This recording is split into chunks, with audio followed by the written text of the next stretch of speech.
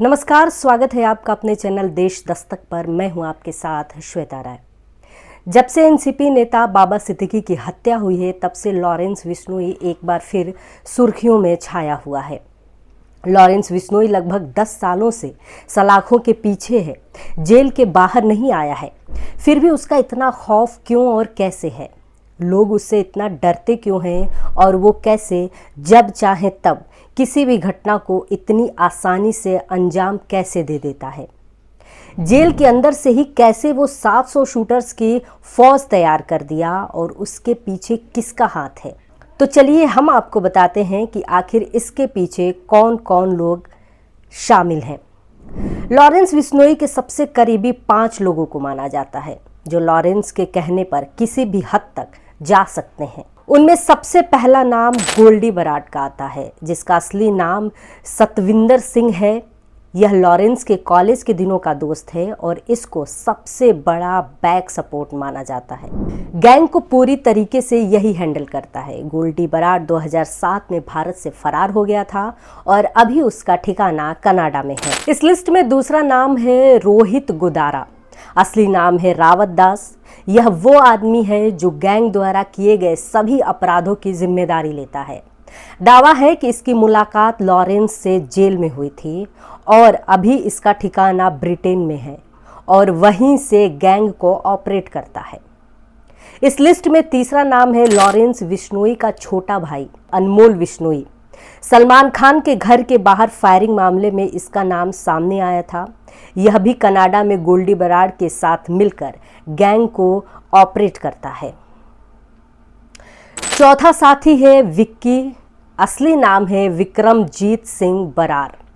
Vikramjit Singh college के दिनों से बिश्नोई के साथ है। विक्रम सिंह फिलहाल जेल में बंद है। इस लिस्ट में पांचवा और आखिरी नाम है संपत नेहरा का। लॉरेंस का पुराना साथी सलमान खान के घर के बाहर फायरिंग में इसका भी हाथ माना जाता है। सलमान के घर की रेकी भी इसने ही कराई थी। यही वो 5 लोग हैं जिनके सपोर्ट से लॉरेंस बिश्नोई आज लॉरेंस बिश्नोई बना हुआ है, जिसका खौफ देश ही नहीं विदेशों में भी छाया हुआ है। लॉरेंस सिर्फ इंडिया में ही नहीं, कनाडा से लेकर यूएई में भी कई सारी संगीन घटनाओं को अंजाम देता है।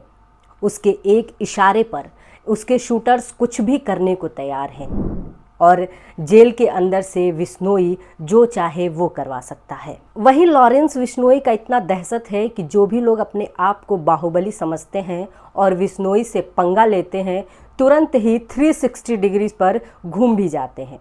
बाबा सिद्दीकी की हत्या के बाद दबंग नेता कहे जाने वाले पप्पू यादव ने कहा था कि कानून अनुमति दे तो 24 घंटे में इस लॉरेंस बिश्नोई जैसे 2% के अपराधी के पूरे नेटवर्क को खत्म कर दूंगा।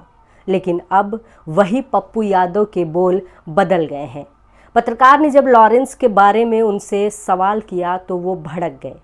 आपने लॉरेंस बिश्नोई को नहीं, ये सब बात मैंने पहले मना कर दिया था, बात नहीं पूछेंगे। आप ज्यादा तेज मत बनिए। मैंने आपको पहले आते कह दिया था इस सब का सवाल नहीं होगा। मतलब गिरिराज सिंह अब कोशिश मैंने सीधा कह दिया था, आप तेज मत बनिए। वहीं KRK जो एक फिल्म समीक्षक हैं, उन्होंने कहा था कि चल हट हवा आने दे, लेकिन अचानक इन्होंने भी पलटी मार दी और बिश्नोई लिखे पानी की एक बोतल को शेयर करते हुए लिखा कि नया ब्रांड आया है, सबको ठंडा कर देता है। तो वहीं मुंबई के एक यूट्यूबर नदीम अली ने भी बिश्नोई को पहले धमकी दिया था। लॉरेंस, तूने ना मुंबई के सोए हुए शेरों को जगा दिया। लेकिन नदीम के तेवर बिल्कुल बदल गए हैं और वो बिश्नोई का रिस्पेक्ट करते हैं, ऐसा बोलते हुए नजर आ रहे हैं। तो मैं जहां तक समझता हूँ लॉरेंस, तू समझदार है। तेरा एक इंटरव्यू सुना है कि तू बाहर आके गौ रक्षक और गौशाला खोलना चाहता है। तू बहुत अच्छी सोच रखता है लॉरेंस, तेरी रिस्पेक्ट करता हूँ। तो इससे क्या अंदाज़ा लगाया जाए कि जो ये लोग पलटी मार रहे हैं, क्या ऐसा करने के लिए उन लोगों को मजबूर किया जा रहा है? क्या कोई धमकी दी जा रही है बिश्नोई गैंग की तरफ से? लेकिन ये तो तय है कि बाबा सिद्दीकी की हत्या के बाद बिश्नोई का खौफ और बढ़ गया है और बढ़ता ही जा रहा है। सलमान खान की सुरक्षा व्यवस्था खूब बढ़ा दी गई है, लेकिन सवाल ये भी है कि क्या लॉरेंस इतना फ्री है कि इन छोटी छोटी बातों का उस पर इतना फ़र्क पड़ता है? फिर आपके साथ हाजिर होंगे। देखते रहिए देश दस्तक।